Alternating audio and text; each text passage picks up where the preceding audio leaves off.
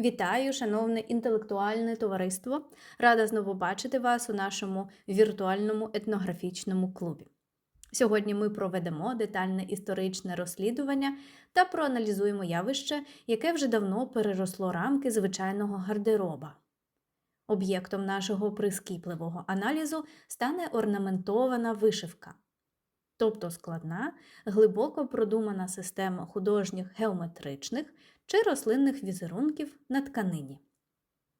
Досліджуючи витоки цього явища, ми змушені зазирнути у неймовірну глиб віків.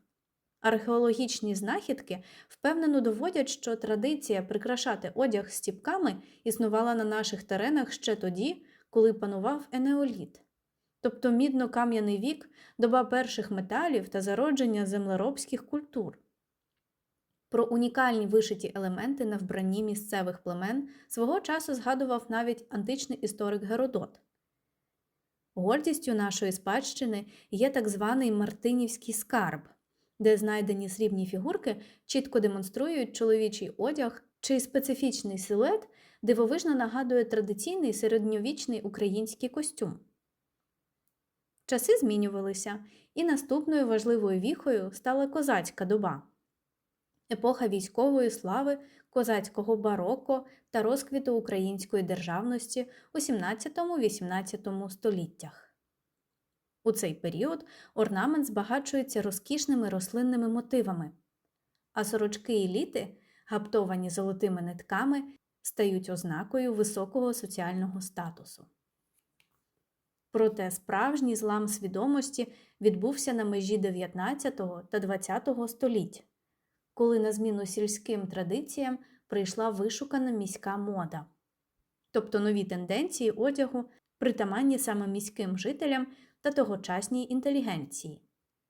Руйнуючи застарілі стереотипи, видатний письменник Іван Франко першим почав носити вишиту сорочку під класичний європейський піджак, створивши унікальний образ. Його сміливий приклад моментально наслідували інші митці, прагнучи підкреслити свою приналежність до українського культурного простору. Радянський період приніс нові випробування. Спочатку у 20-х роках більшовиками проводилася політика українізації. Тимчасовий радянський історичний компроміс для розвитку місцевої культури з метою зміцнення власної влади. У цей короткий проміжок часу вишиванка була легалізована як урочистий одяг чиновників. Згодом у 50-х роках, завдяки лідеру Микиті Хрущову, у промисловості з'явилися 3 масові типи сорочок, тобто стандартизовані моделі промислового виробництва під назвами «Українка», «Гуцулка» та «Чумачка». На жаль, цей відносний лібералізм швидко закінчився, і коли настав суворий радянський період застою, доба брежнівського радянського безчастя, репресій та посилення жорстокої русифікації, вишиванка була витіснена з ужитку. Одягнути її означало автоматично стати дисидентом і підписати собі вирок. Зі здобуттям незалежності народна сорочка вийшла з підпілля.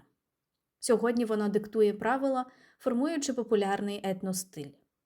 Сучасний напрям у дизайні та високій моді, що активно використовує народні мотиви. Ми маємо унікальне всесвітнє свято, яке відзначають у 3-4 травня.